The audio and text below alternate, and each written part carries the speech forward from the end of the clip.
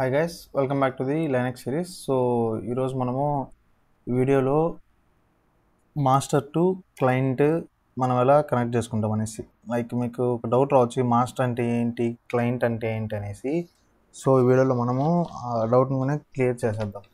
So మనం for example బేసిక్గా చెప్పుకోవాలనుకుంటే master అనేవాడు లైక్ అప్డేటెడ్ వెర్షన్ అనుకోండి, ఈ క్లయింట్ అనేవాడు కొద్దిగా అవుట్డేటెడ్ వెర్షన్.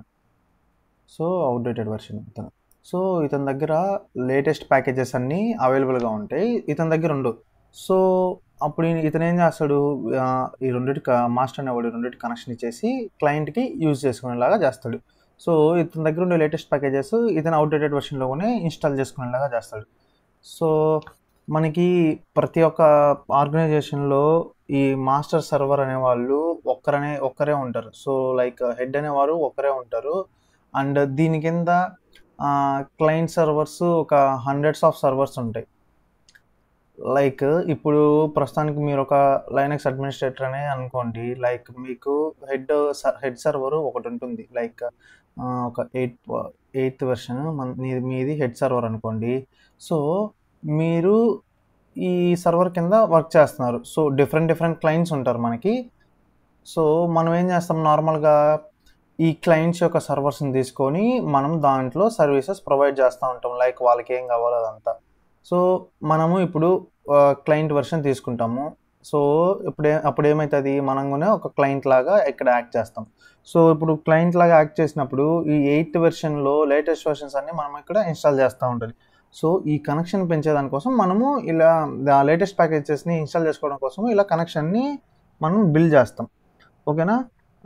తర్వాత ఇక్కడ మామూలుగా మనము సేమ్ లైక్ మనం ముందు ఎట్లయితే ఇంతకుముందు మనం ప్యాకేజెస్ అన్నీ కనెక్ట్ చేసేదానికి ట్రై చేసామో, లైక్ ప్రీవియస్ వీడియోలో మనం ఇన్స్టాల్ చేసాం కదా, ఇన్స్టాల్ చేసే ముందు మౌంట్ చేసుకోవడం కానీ, రెపోస్ క్రియేట్ చేసుకోవడం కానీ, రెపో లిస్ట్ అన్ని క్లీన్ చేయడం కానీ, సో అలా అంతా ఆల్రెడీ ఫస్టే చేస్తుంటాం. మళ్ళీ క్లయింట్లోనే మనం ఖచ్చితంగా చేయాలి. అండ్ ఇంకొకటి మీకు నార్మల్గా డే టు డే లైఫ్లో అర్థం అవ్వాలనుకుంటే, ఫర్ సపోజ్ మీకు ఒక విప్రో అనేసి ఒక కంపెనీ ఉందనుకోండి. సో ఆ కంపెనీ లైనక్స్ అడ్మినిస్ట్రేషన్ కింద పనిచేస్తుంది, సర్వీసెస్ ఇస్తూ ఉంది. సో ఆ సర్వీసెస్ ఇస్తూ ఉండే కంపెనీ ఏమవుతుంది, వీళ్ళ క్లయింట్ ఫర్ సపోజ్ మనకి అందరికి తెలిసింది డీమార్ట్ అనుకోండి. సో డీమార్ట్లో ఉండే బిల్లింగ్ సిస్టమ్స్ అంతా ఈ లైనక్స్ సర్వర్ పైన, లైనక్స్ ఆపరేటింగ్ సిస్టమ్ పైన రన్ అవుతూ ఉంటాయి. సో అది RHEL అనుకోండి. సో ఇప్పుడు ఏమవుతుంది, సో విప్రోలో ఒక హెడ్ ఉంటాడు, అతని దగ్గర 7th వెర్షన్ లేకపోతే 8th వెర్షన్ అప్డేటెడ్ వెర్షన్ ఉంటుంది. సో డీమార్ట్ వాళ్ళ దగ్గర క్లయింట్స్ ఉంటారు అనుకోండి, అంటే క్లయింట్ వెర్షన్ అంటే లైక్ అవుట్డేటెడ్ వెర్షన్ వాళ్ళ దగ్గర ఉంది. సో ఇప్పుడు వీళ్ళు ఏం చేయాలి, మా డీమార్ట్ వాళ్ళు ఏం అడుగుతారు, మాకు ఇప్పుడు లేటెస్ట్ ప్యాకేజెస్ కావాలి, మా దగ్గర కానీ OS పర్చేస్ చేసి లైక్ అవంతా చేసేంత బడ్జెట్ మేము అలొకేట్ చేయలేము, ప్లస్ టైం కూడా ఎక్కువ తీసుకుంటుంది అన్నప్పుడు ఏం చేస్తారు, వీళ్ళు 8th వెర్షన్ అంటే మాస్టర్ సర్వర్ నుంచి ఈ వీళ్ళ క్లయింట్కి ఒక కనెక్షన్ బ్రిడ్జ్ లాగా ఒకటి క్రియేట్ చేస్తారు. క్రియేట్ చేసినప్పుడు ఏమైతే లేటెస్ట్ ప్యాకేజెస్ అన్నీ వీళ్ళు ఇన్స్టాల్ చేసుకోగలుగుతాడు. సో వాళ్ళునే యూస్ చేసుకోగలుగుతారు. ఓకేనా. సో ఫస్ట్ మనము ఇంకా దీన్ని ప్రాసెస్లోకి ఎంటర్ అయిపోదాము. సో ప్రాసెస్లోకి ఇంకా మనం ఎంటర్ అయిపోతే, లైక్ ఫస్ట్ మనం ఏం చేసుకుంటాము, సో మాస్టర్ సర్వర్లో మనం ఏం చేయాలంటే, ఫస్ట్ VSFTPD అనేసి సర్వీస్ ఉంటుంది. సో ఇక్కడ VSFTPD అనే సర్వీస్ ఉంటుంది. మీరు ఒకవేళ VSFTPD సర్వీస్ లేకుంటే M ద్వారా ఇన్స్టాల్ చేసుకోండి. లైక్ మళ్ళీ VSFTPD అని నొక్కేస్తే అది ఇన్స్టాల్ అయిపోతుంది. సో అది ఇన్స్టాల్ అయిపోయిన తర్వాత మళ్ళీ VSFTPDని ఫస్ట్ ఎనేబుల్ చేసుకోండి. ఎనేబుల్ చేసుకున్న తర్వాత మళ్ళీ స్టార్ట్ చేసుకోండి. స్టార్ట్ చేసిన తర్వాత ఒకసారి స్టేటస్ చెక్ చేసుకొని ఇట్లా ఎనేబుల్డ్ రన్నింగ్ అనే యాక్టివ్లో ఉన్నట్టు అనిపిస్తుంది. సో స్టార్ట్ చేయడానికి మన కమాండ్ ఇక్కడ start VSFTPD and enable VSFTPD అనేసి ఉంటుంది. సో ఈ రెండు ఎనేబుల్ చేసుకొని స్టార్ట్ చేసేసేయండి. సో దీని తర్వాత మనము ఫైర్ వాల్ డీని కూడా మనము స్టాప్ చేయాలి. ఎందుకంటే ఫైర్ వాల్ డీ అనేది మనకు ఒక సెక్యూరిటీ ప్యాచ్ లాగా యాక్ట్ చేస్తుంది. సో క్లయింట్ అనేవాడు మన మాస్టర్ సర్వర్ని యాక్సెస్ చేసుకోలేడు అప్పుడు. సో అందుకనేసి మనము ఫైర్ వాల్ డీ సర్వీస్ని కూడా మనము స్టాప్ చేసుకుంటాం. సో ఇక్కడ చూసుకుంటే మనం ఫస్ట్ డిసేబుల్ చేసుకున్న తర్వాత ఒకసారి మళ్ళీ స్టేటస్ చెక్ చేసుకుంటే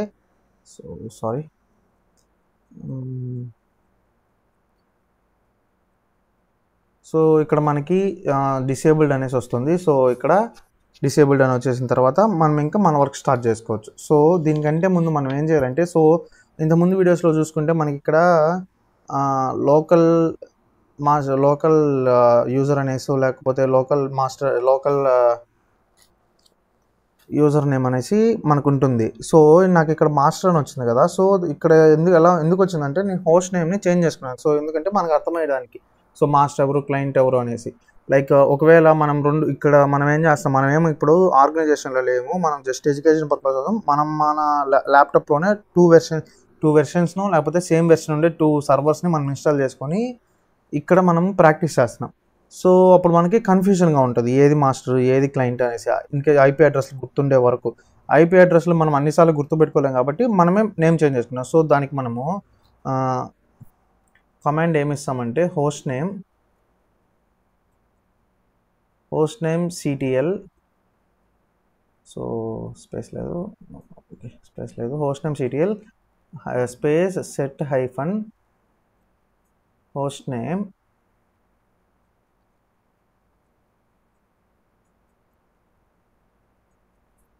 ఇక్కడ మన హోస్ట్ నేమ్ మాస్టర్ అని నేను ఇచ్చేసాను ఆల్రెడీ. సో నేను మళ్ళీ జస్ట్ మీకు చూపించేదానికి ఇక్కడ మళ్ళీ నేను ఇది ఇస్తున్నాను. సో ఇచ్చిన తర్వాత సో చిన్న స్పెల్లింగ్ మిస్టేక్ ఇది. సో హోస్ట్ నేమ్ CTL అది ఇచ్చిన తర్వాత మనకి మాస్టర్ దాంతో అప్డేట్ అయిపోతుంది. సో మనకి ఇమీడియట్గా అప్డేట్ కాదు, ఒకసారి సిస్టమ్ రీబూట్ అయిన తర్వాత మళ్ళీ అప్డేట్ అవుతుంది. సో ఇవి ఇంకంతా అయిపోయిన తర్వాత మనము ఇంకేం చేస్తాము, లైక్ దీనికి ఎక్స్టర్నల్గా కొన్ని సెట్టింగ్స్ చేసుకోవాలి. ఓకేనా, ఈ సెట్టింగ్స్ ఏవేవంటే ఫస్ట్ మనం మన మాస్టర్ సర్వర్లోనే SC Linux అనేసి ఒక కాన్ఫిగరేషన్ ఫైల్ ఉంటుంది. ఆ కాన్ఫిగరేషన్ ఫైల్లో SC Linuxని డిసేబుల్ చేసుకోవాలి. సో అది ఎలా డిసేబుల్ చేసుకోవాలంటే నార్మల్గా VAతోనే మనం ఆ కాన్ఫిగరేషన్ ఫైల్లోకి ఎంటర్ అవుతాం. సో ఈ ప్రాసెస్ అంతా మనం రూట్ యూజర్తోనే చేయాలి, అంతేగాని మామూలు నార్మల్ యూజర్తో మనం చేసుకోలేము. అండ్ ఇక్కడ వీటిలో SC Linuxలో కాన్ఫిగ్ అనే ఫైల్ ఉంటుంది. ఈ కాన్ఫిగ్ అనే ఫైల్లో నార్మల్గా మీకు డిఫాల్ట్గా ఎనేబుల్డ్లోకి ఉంటుంది. సో దీన్ని మీరు డిసేబుల్డ్లోకి ఇట్లా చేంజ్ చేసుకునేసిన తర్వాత నార్మల్ WQ నొక్కేసి బయటకు వచ్చేస్తుంది, సేవ్ అండ్ ఎగ్జిట్. నెక్స్ట్ ఇంకొకటి ఏమంటే సేమ్ ఇలానే ఈ కాన్ఫిగరేషన్ ఫైల్ VSFTPDకి కాన్ఫిగరేషన్ ఫైల్ ఉంటుంది. సో ఈ కాన్ఫిగరేషన్ ఫైల్ కూడా మనకి ఇక్కడే ETCలో ఉంటుంది. /VSFTPD.conf అనేసి ఒక ఫైల్ ఉంటుంది. ఆ కాన్ఫ్లో మనము ఎట్లా ఉండేవి అట్లే వదిలేసి లాస్ట్కి వచ్చేసి మనం ఒక లైన్ యాడ్ చేసుకున్నాం. సో anon_root =varftp అంటే ఇప్పుడు మనము anon రూట్ ఎక్కడికైనా యాక్సెస్ ఇవ్వకూడదు. సో varftpలోనే మనకు సంబంధించిన ప్యాకేజెస్ అన్నీ ఉన్నాయి కాబట్టి సో నేను దానికి ఒకటి వేస్తాను. సో ఎందుకంటే ఇది ఇచ్చింది, సో ఇప్పుడు క్లయింట్ సర్వర్లో నాకు క్లయింట్ అనేవాడు నాకు ఇది ప్యాకేజెస్ కోసం దీంట్లో ఒక్కదానికి ఎంటర్ అయితే చాలు, ఇక దేనికి అవసరం లేదు కాబట్టి నేను anon_root /var/ftpలోకి ఇచ్చుకున్నాను. సో FTPలో నాకు ప్యాకేజెస్ ఉన్నాయి, వాడు అక్కడ చేసుకుంటాడు అనేసి. సో ఇది ఇట్లా ఇచ్చిన తర్వాత ఇంకా WQ నొక్కేసి మనము ఎగ్జిట్ అయిపోతాం. ఎగ్జిట్ అయిపోయిన తర్వాత ఇంకా మనము యాక్చువల్ ఇంకా క్లయింట్లోకి వస్తాం. సో ఈ క్లయింట్లోకి వచ్చేస్తే మనకి క్లయింట్లో ఏం చేయాలి, ఫస్ట్ మనము ఇక్కడ మాస్టర్లో ప్రీవియస్ వీడియోలో చెప్పినట్టు మనం ఫస్ట్ మీడియాని మౌంట్ చేసుకుంటాం. సో మనం మౌంట్ చేసుకునే దానికి కమాండ్ ఏంది, మౌంట్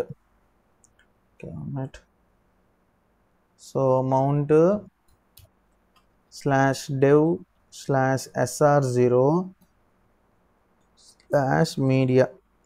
సో ఈ మీడియా అనేది మౌంట్ చేసుకున్న తర్వాత మనం ఏం చేస్తాము, ప్యాకేజెస్ని ఇంకా కాపీ చేసుకుంటాము. లైక్ ప్యాకేజెస్ కాపీ చేసుకుంటే ఎక్కడికి కాపీ చేసుకోవాలి, మనకి varలో FTP అనే డైరెక్టరీ ఎఫ్టీపీ అనే డైరెక్టరీలో పబ్ అనే డైరెక్టరీ, పబ్లో మనకు ఒక RHEL 72 అనేసి లేకపోతే మన ఇష్టం వచ్చిన నేమ్ పెట్టుకొని ఒక డైరెక్టరీ క్రియేట్ చేసుకొని అక్కడ మనం ఇచ్చుకుంటాం. సో అక్కడ ఇచ్చేదానికి అక్కడ మనం ఇప్పుడు ఒక డైరెక్టరీ క్రియేట్ చేసుకోవాలి MKDR. సో మనకి FTP అనేసి అవన్నీ క్రియేట్ అయ్యిండవు, సో మనమే క్రియేట్ చేసుకోవాలి. సో వేర్ అనేది ఉంటుంది, వేర్ FTPలో పబ్లో RHEL 72 అని ఇస్తాను. సో 72 ఇచ్చిన తర్వాత నాకు క్రియేట్ అయిపోతుంది. ఇప్పుడు నేను కాపీ చేసుకుంటాను, ఈ ఫైల్స్ అంతా నేను కాపీ చేసుకుంటాను. ఇక్కడ జస్ట్ నేను వి ఇచ్చేస్తాను. వి అంటే మనకి వెర్బోస్, లైక్ మనకి RPM చెప్పేటప్పుడు పక్కన IVH అవన్నీ ఎందుకు ఇస్తామని చెప్పాను కదా, సో అదే అబ్రివేషన్సే వీటిలో కూడా ఉంటాయి. సో ఇక్కడ CPV ఇచ్చేసిన తర్వాత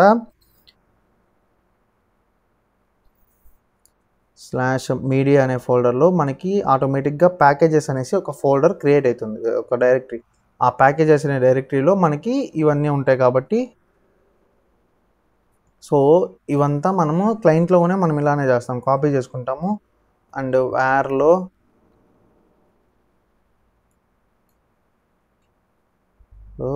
FTP అని ఉంటుంది, FTPలో పబ్లో RHEL 72 ఉంటుంది, అక్కడికి కాపీ చేసుకోమనేసి ఇన్స్ట్రక్షన్ ఇస్తాం. సో ఇది కాపీ అయిపోతుంది. సో ఇది కాపీ అయ్యేదానికి మనకి లాస్ట్ టైం ఎంత టైం పట్టిందో అంత టైమే పడుతుంది. సో ఇక్కడ మనకి ఒక 5 to 10 minutes టైం తీసుకునేసి ఇవంతా కాపీ అయిపోయినాయి. సో ఇప్పుడు మనము కాపీ చేసుకునేసాము. కాపీ చేసుకున్న తర్వాత మనం ఏం చేయాలి, ఇప్పుడు ఈ కాపీ చేసిన ఫైల్కి మనము ఇప్పుడు ఒక రెపోని క్రియేట్ చేసుకోవాలి, ఓకేనా. సో లాస్ట్ టైం మనము ప్రీవియస్ వీడియోలో చేసినట్టే సేమ్ లైక్ మనము ఇక్కడ కొనే రెపో ఒకటి క్రియేట్ చేసుకుంటాం. సో ఇక్కడ రెపో క్రియేట్ చేసుకుని క్రియేట్ రెపో FNV అంటే వెర్బోస్ అని ఇచ్చి, అంటే నాకు ఏం జరుగుతుందో తెలిసేలాగా. నెక్స్ట్ ఈ వేర్ ఫైల్ అది RHEL 72కి లొకేషన్ ఇస్తాను. సో లొకేషన్ ఇచ్చి ఎంటర్ నొక్కుతాను.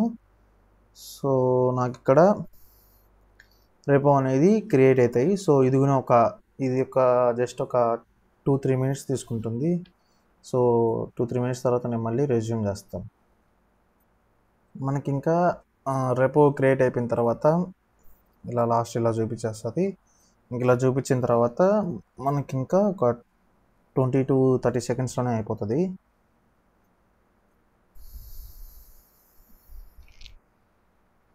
సో ఇంకా ఈ కంప్లీట్ అయిపోయిన తర్వాత రెపో అనేది క్రియేట్ అయిపోయిన తర్వాత మనము ఇప్పుడు మళ్ళీ సో మనకి క్రియేట్ రెపో అయిపోయిన తర్వాత మనము మనకి ఇక్కడ క్రియేట్ రెపో రెపో లిస్ట్ అంతా క్రియేట్ అయిపోయిన తర్వాత మనము కాన్ఫిగరేషన్ ఫైల్లోకి తిరిగి మళ్ళీ రావాలి. సో కాన్ఫిగరేషన్ ఫైల్ అంటే మీన్స్ మనకి master.repo మనం local.repo క్రియేట్ చేసుకున్నాం కదా, అలానే master.repo అనేసి ఫైల్ని క్రియేట్ చేసుకోవాలి. సో ఇక్కడ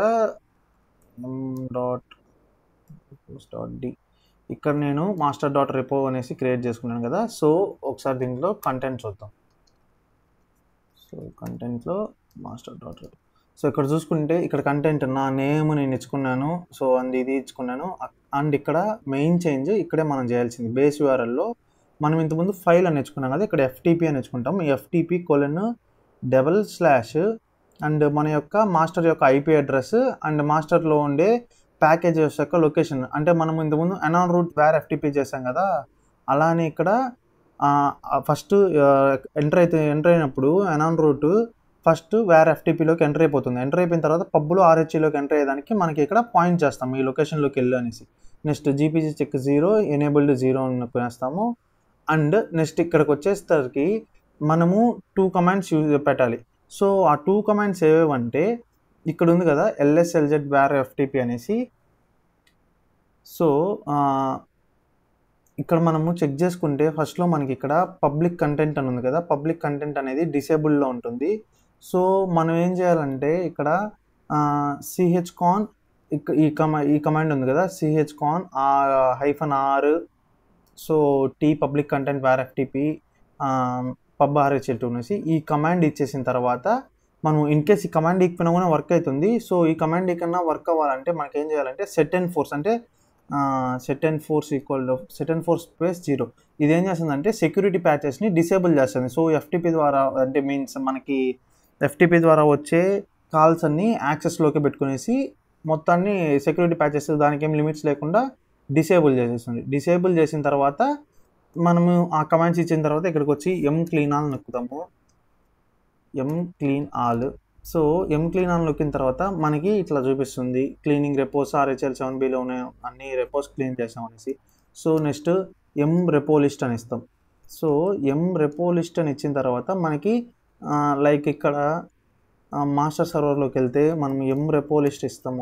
ఒకసారి ఇద్దాము. సో రెపో లిస్ట్ ఇచ్చిన తర్వాత మనకి ఎన్ని అయితే ఇక్కడ 5,999 ప్యాకేజెస్ చూపిస్తున్నాయి కదా. సో సేమ్ ఇక్కడ కూడా 5,099 ప్యాకేజెస్ చూపిస్తాయి. సో చూపించకపోతే మన సర్వర్ కరెక్ట్గా కనెక్ట్ అవ్వలేదు అనేసి. సో నెక్స్ట్ మనము ఇప్పుడు ఇన్స్టాల్ చేసేదానికి ఒకసారి ట్రై చేద్దాం. సో ఇన్స్టాల్ చేసేదానికి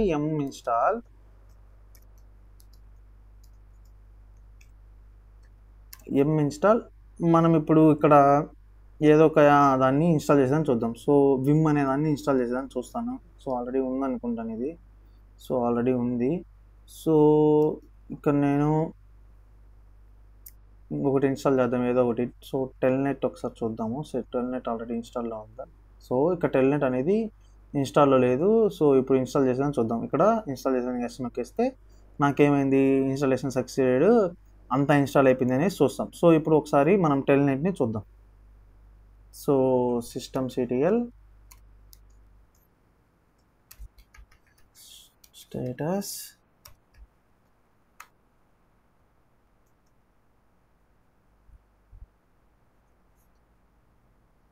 సో ఇక్కడ స్టేటస్ మనకి చూపించలేదు ఎందుకంటే మనము ఎనేబుల్ చేయలేదు కాబట్టి. సో మనం ఇప్పుడు ఏం చేద్దాము, ఒకసారి ఎనేబుల్ చేద్దాం. సో ఇది ఇన్స్టాల్ అయింది కదా, ఇది చిందో రాలేదు. So first directory or systemctl.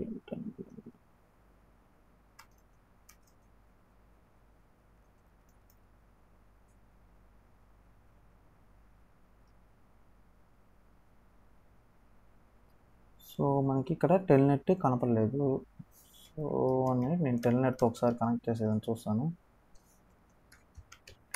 Telnet 192.168.241.36. So మనకి టెల్నెట్ అనేది వర్క్ అవుతుంది. సో బట్ కానీ ఇక్కడ చూపించలేదు. ఇన్కేస్ మనము ఒకసారి ఇంకొకటి ఏదైనా ఇన్స్టాల్ చేద్దాము. సో మనం ఒకసారి FTPని ఇన్స్టాల్ చేసి ఒకసారి చూద్దాము. సో FTP అనేది ఇన్స్టాల్ అవుతుందో లేదో అనేసి. ఇన్స్టాల్ FTP దీంట్లో ఉందనుకుంటాను. FTP కొని. సో FTP ఉంది, పింగ్ ఉందా. సో పింగ్ కూడా ఉంది. నెక్స్ట్ wget చూద్దాం, wget ఉందో లేదు. సో wget కూడా ఉంది. HTTPD చూద్దాం ఒకసారి. HTTPD ఓకే, HTTPD లేదు. సో HTTPD ఒకసారి అయిపోతుంది.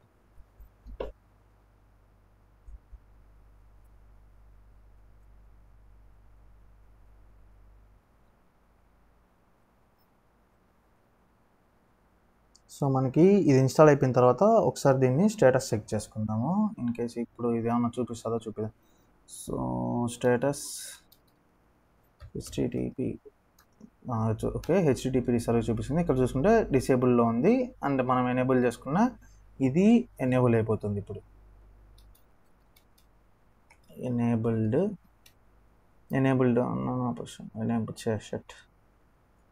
ఇక్కడ ఎనేబుల్ ఇచ్చిన తర్వాత క్రియేటెడ్ ఏ సిమ్ లింక్ అని వస్తుంది. నెక్స్ట్ మనము ఒకవేళ ఇప్పుడు స్టేటస్ చూసుకుంటే మనకి ఎనేబుల్డ్ అని ఉంటుంది కానీ ఇన్యాక్టివ్లో ఉంటుంది ఇది.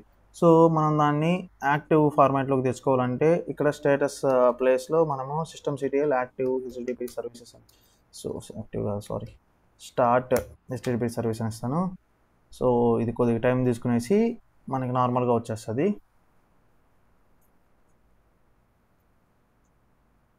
సో అన్నిటి కొద్దిగా తప్పు ఉంది కదా. స్టార్ట్ ప్లేస్లో